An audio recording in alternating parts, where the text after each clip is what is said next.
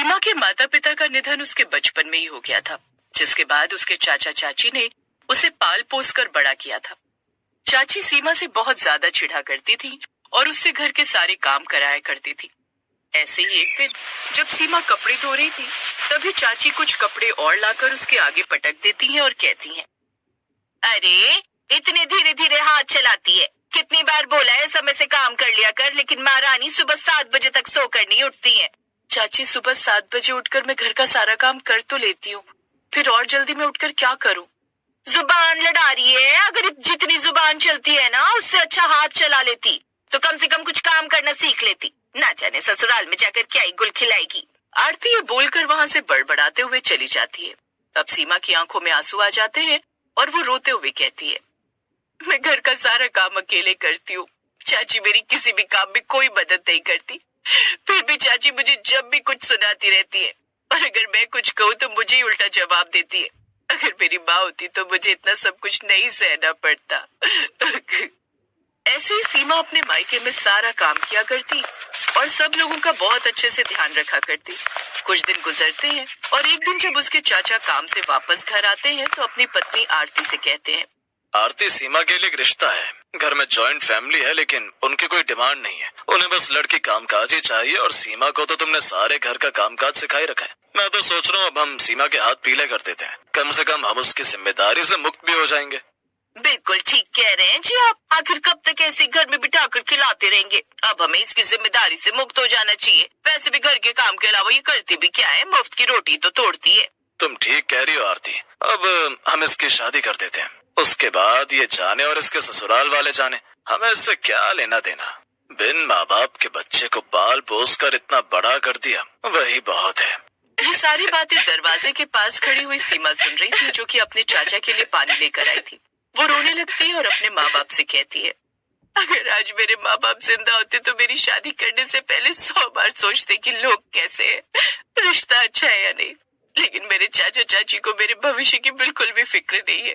कोई बात नहीं, मैं सब कुछ भगवान के भरोसे छोड़ती हूँ। अगर मैंने किसी के साथ गलत नहीं किया तो वो भी मेरे साथ गलत नहीं करेगा।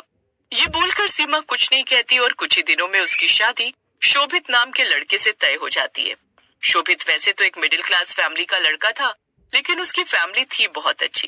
अब सीमा शादी करके अपने ससुराल में आती है और उसकी सास उसका गृह प्रवेश करवाते हुए कहती है, आओ बहू, इसे अपना ही घर समझो। भले ही छोटा है, लेकिन हमारे लिए तो ये घर भी महलों से कम नहीं है।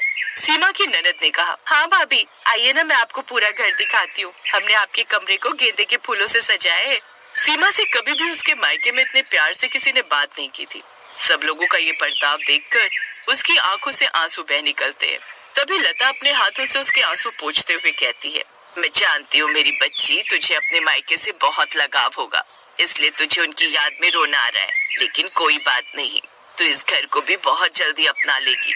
अब सीमा अपने कमरे में जाती है और उसके बाद अपने पति शोभित के साथ प्यार भरे पल बिताती है। अगली सुबह वो 7 बजे उठकर घर में बना हुआ मिट्टी का चूल्हा जलाने लगती है कि तभी वहाँ पर उसकी ननद नेहा आती है और कहती है, भाभी, आप ये क्या कर रही हैं?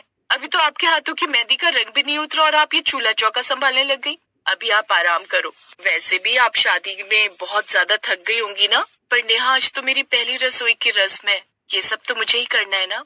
भाभी, आप क्यों परेशान होती हैं? सब अपने आप हो जाएगा। और वैसे भी माँ ने अभी ये पहली रसोई की रस्म और मुंह दिखाई की रस्म 1-2 दिन के बाद रखी है, ताकि आपको भी थोड़ा आराम मिल जाए। अब सीमा अपने कमरे में चली जाती है और थोड़ी देर बाद तैयार होकर आती है और तभी घर की सफाई करने के लिए हाथ में झाड़ू उठा लेती है। और तभी लता उसके हाथ से झाड़ू लेते हुए कहती है, ये क्या कर रही है बहू? घर की लक्ष्मी के हाथ में झाड़ू अच्छी लगती है क्या? अभी तो नई नई है, पड़ोसी क्या कहेंगे कि नई नवेली बहू से घर के काम करवाने लग गई। इतनी बुरी सास नहीं हूँ मैं। तब तक नाश्ता तैयार था। वो सब लोगों के साथ गर्मा गर्म नाश्ता करती है। ये सब देखकर सीमा को बहुत अच्छा लगता है और वो अपने मन में कहती है, मैंने तो सिर्फ एक जिम्मेदारी सोचकर इस घर में शादी की थी और मेरे चाचा चाची ने मुझे बोझ समझकर इस घर में शादी करवा दी थी। लेकिन मैंने तो कभी सोचा ही नहीं था कि मुझे इतने अच्छे ससुराल वाले मिलेंगे। मुझे ससुराल में आकर ही असली आराम मिला, जो कि कभी भी मेरे मायके में मुझे नहीं मिला था। वहाँ तो चाहे बुखार हो या फिर तबीयत ज्यादा बिगड़ जाए, मुझे हमेशा सारा काम करना पड़ता था। यूं ही कुछ दिन गुजरते हैं और सीमा के भाग्य से उसके जीवन में सब कुछ अच्छा होने लगता है। उसकी सास लता और ननद नेहा उसका बहुत अच्छे से ध्यान रखा करते। ऐसे ही एक दिन उसका पति शोभित काम से वापस आता है और कहता है, सीमा, मेरी एक बहुत अच्छी नौकरी लग गई है और कंपनी वाले रहने के लिए फ्लैट भी दे रहे हैं। मैं तो कहता हूँ कि हम अलग हो जाते हैं। सीमा बहुत ही सीधी और सुलझी समझदार लड़की थी। उसने शोभित से कहा, हम अलग कैसे हो सकते हैं शोभित? तुम्हारी माँ और बहन किसके साथ रहेंगी? वो भी तो हमारे ही भरोसे हैं। शोभित को ये बात बहुत अच्छी लगती। इसके बाद वो कंपनी के मिले हुए फ्लैट में शिफ्ट हो जाते हैं और उस फ्लैट के मुहूर्त पर उसकी चाची आरती भी आती है और वो सीमा को इतने आराम में देखकर हैरान हो जाती है और उसे कहती है, अरे सीमा, तेरी तो किस्मत ही बदल गई। मायके में तो तू सारा दिन घर के कामों में लगी रहती और यहाँ पर तेरी ननद तुझे एक पानी का गिलास भी उठाकर नहीं रखने दे रही। हाँ चाची, आपने बिल्कुल ठीक कहा। मेरे ससुराल वाले मुझे बहुत प्यार करते हैं और बल्कि ससुराल में आकर ही मुझे असली आराम मिला है। मैं तो ये कह रही थी कि अगर शोभित की तनख्वाह में से तू थोड़े थोड़े पैसे घर भिजवाती रहे छुपाकर, तो इसी बहाने तेरे चाचा चाची के घर में भी 2 वक्त का चूल्हा जल जाएगा मेरी बच्ची। अभी तक सीमा अपनी चाची के जुल्म इसलिए सह रही थी क्योंकि उसके सर पर छत नहीं थी, लेकिन अब उसके पास उसके ससुराल वालों का साया था। इसलिए उसने पहली बार अपनी चाची को जवाब दिया और कहा, आप यहाँ आई मुझे बहुत अच्छा लगा, लेकिन आज के बाद मेरे घर आने की आपको कोई जरूरत नहीं है। आपने कभी भी खुशी खुशी मेरा घर नहीं बसाया और हमेशा मुझसे छुटकारा पाना चाहा और इसलिए मेरे जाने के बाद घर की लक्ष्मी भी आपसे रूठ गई। अब आप यहाँ से चले जाइए। देखो तो, मैंने इसका घर बसाया और ये मुझे तेवर दिखा रही है।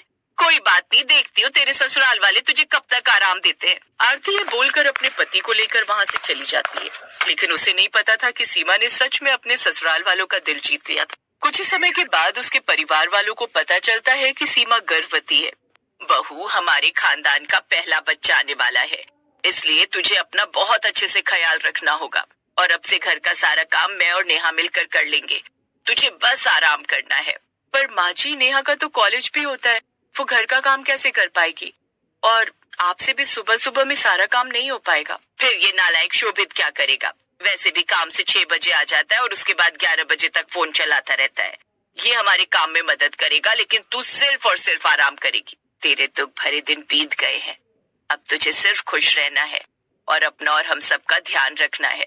हाँ माँ, मैं सारा काम अच्छे से संभाल लूंगा। वैसे भी आपने शुरू से लड़का लड़की में कभी फर्क नहीं किया और मुझे भी घर का सारा काम करना सिखाया है। और अब तो हम पहले की तरह चूल्हे पर खाना भी नहीं बनाते, इलेक्ट्रिक चूल्हे पर खाना बनाते हैं और उसमें तो इतनी मेहनत भी नहीं लगती। सीमा ये सब देखकर बहुत ज्यादा खुश होती है कि उसे इतने अच्छे ससुराल वाले मिले जो कि उसका इतने अच्छे से ख्याल रखा करते थे, उसकी सारी इच्छाओं को पूरा किया करते थे और जो आराम उसे मायके में कभी नहीं मिला था वो ससुराल में आकर मिला। वो भी अपने परिवार वालों की खूब इज्जत करती है और उन लोगों के साथ प्यार से रहती है और कुछ ही महीनों के बाद वो एक प्यारी सी बेटी को जन्म देती है और उसके ससुराल वाले उस बेटी का नाम निहारिका रखते हैं।